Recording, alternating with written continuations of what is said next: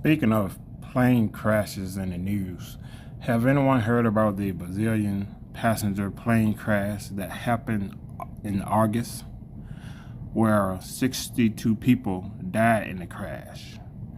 And the funny thing is that 8 of them was cancer doctors headed to a vaccine and cancer conference.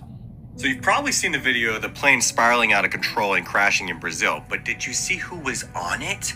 I need everybody to share this immediately before I go any further because I need every single person to know about this. Now, first of all, there were 62 people that unfortunately lost their lives in this plane crash, okay? But it's been confirmed that there were 8 different cancer doctors that were on this plane that were on the way to a specific conference. And we'll get to what kind of conference that was here in a minute. 15 doctors were scheduled to be on this flight, but allegedly 7 of them changed to an earlier departure.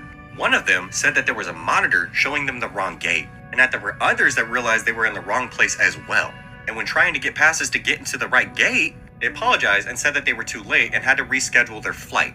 Now, this is the thing, right? This was a 2024 cancer and vaccine conference, you know? So that in itself really has me thinking, like, what?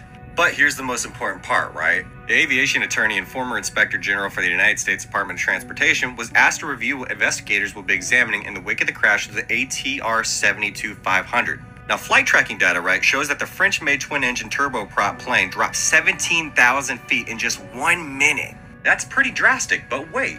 Now, Chiavo said that in quotations, allegedly, there was no air traffic control communication. There was no mayday. There was no advice to the tower that they needed the airway cleared for them. Nothing. They had no time to communicate.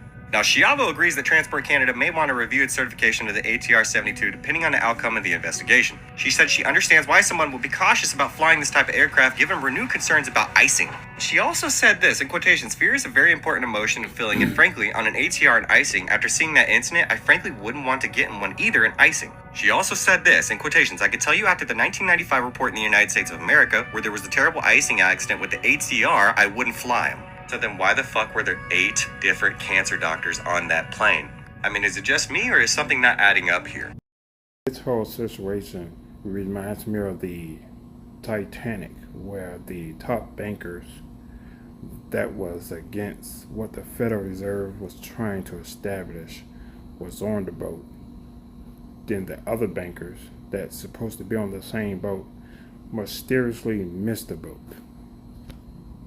And then all of the top bankers wind up dying in the so-called crash.